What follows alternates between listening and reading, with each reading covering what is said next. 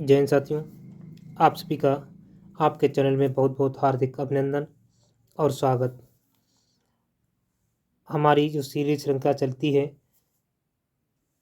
वही प्रश्न मिलेंगे आपको जो गत वर्षों में पूछे गए हुए हैं, किसी न किसी परीक्षा में, किसी न किसी स्टेट में, और जो आने की आगे संभावना भी है, उन्हीं प्रश्नों का हम रिवीजन करवा रहे हैं।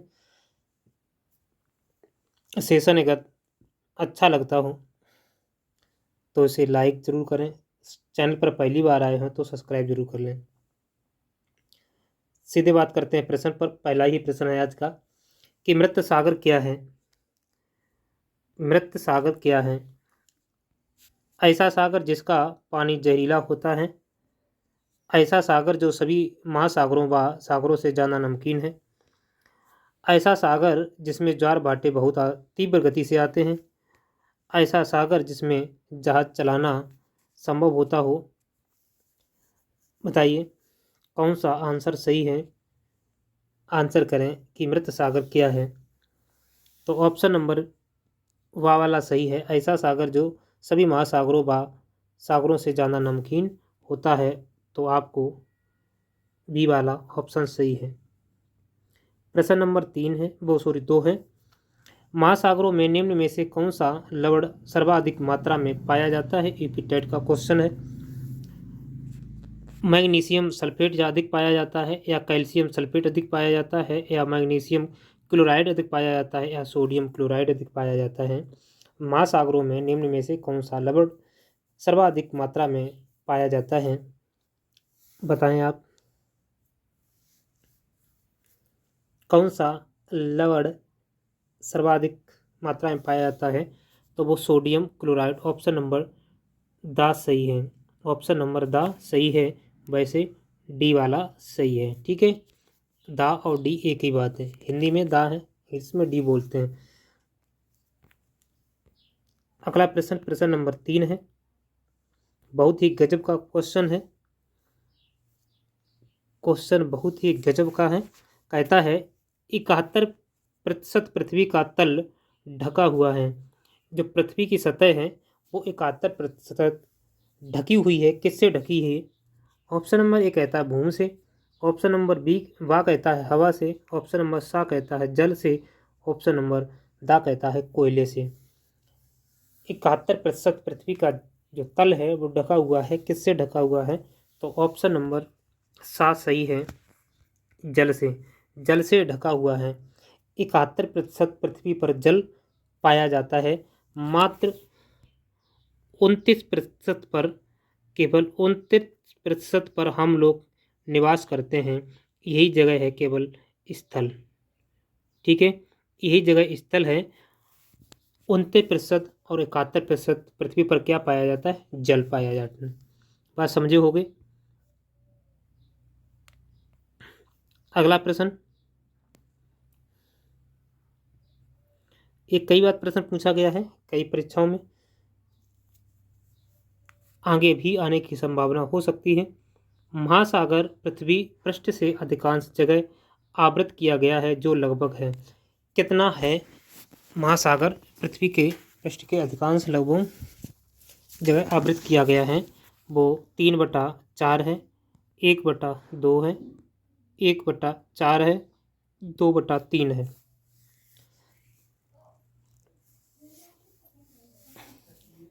बताइए कौन सा ऑप्शन है। तो ऑप्शन नंबर ए सही है। 3/4 आवृत्ति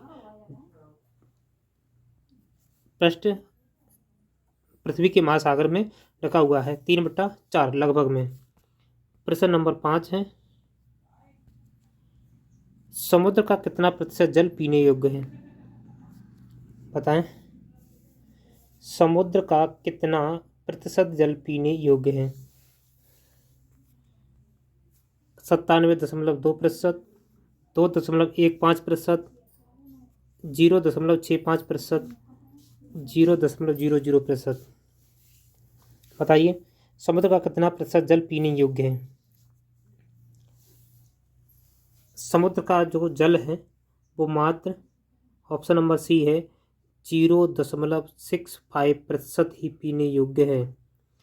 ठीक है, कितना है 0.65% ही पीने योग्य जल है। और पीने योग्य पानी क्यों नहीं है? क्योंकि समुद्र के क्षारकता के कारण पीने योग्य पानी नहीं होता है। अधिकांश पानी जो है क्षारकता हो जाता है, इसमें इतना क्षारीय हो जाता है जो पीने योग्य नहीं रहता है। अगला प्रश्न, प्रश्न नंबर 6 है, निम्नलिखित में से कौन सा महासागर ऑस्ट्रेलिया के पश्चिम और अफ्रीका के पूर्व में स्थित है? प्रश्न को दोबारा पढ़ें, इसके आंसर ऊपर मिलेंगे। निम्न में से कौन सा महासागर जो है ऑस्ट्रेलिया के पश्चिम और अफ्रीका के पूर्व में स्थित है?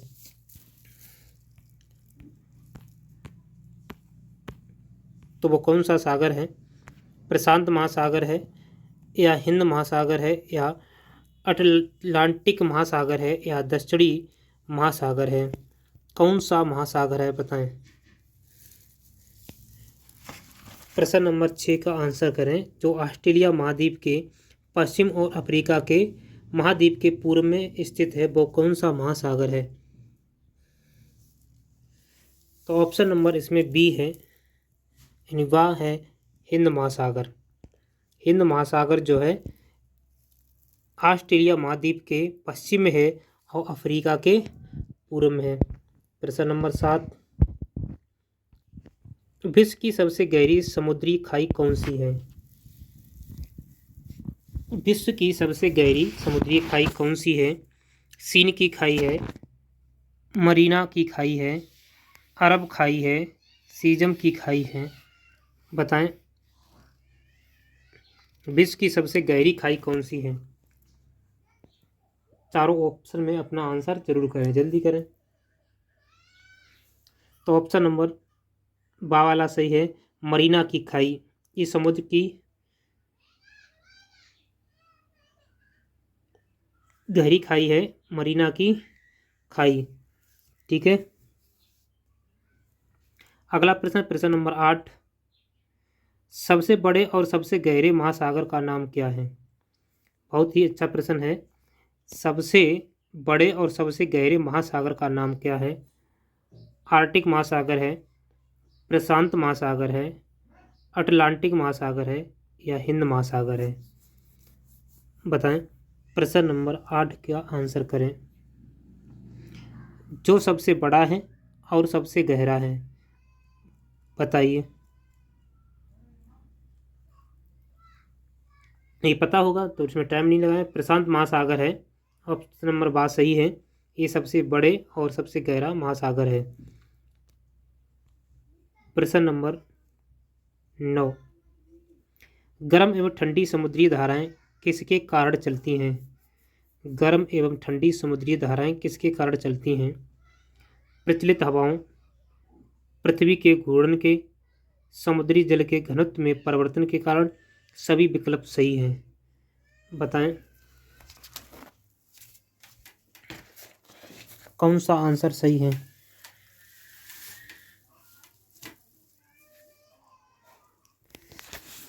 तो ये ऑप्शन सभी विकल्प सही हैं, ऑप्शन नंबर डी सही है। ठीक है, क्योंकि महासागरीय जो धाराएं होती हैं वो समुद्र में निश्चित दिशा में गतिशील होती हैं और इसकी जो राशियाँ होती हैं वो जल राशियाँ होती हैं।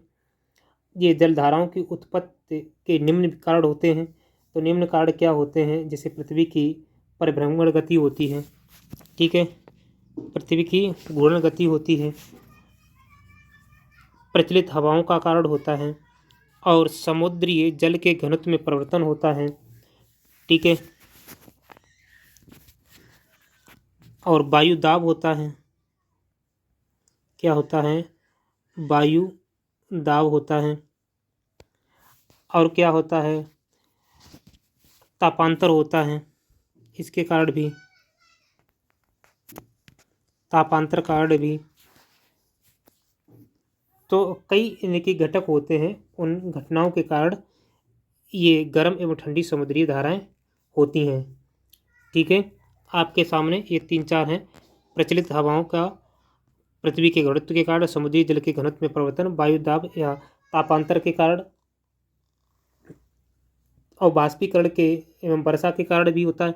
ठीक है, ये ठंडी और गर्म हवाएं होती हैं। आज का सेशन इतना ही रखते हैं, मिलते हैं अगले सेशन में। तब तक के लिए ख्याल रखें अपना, अपने माता पिता का, और मिलेंगे अगले वीडियो में। तब तक के लिए जय हिंद, जय भारत।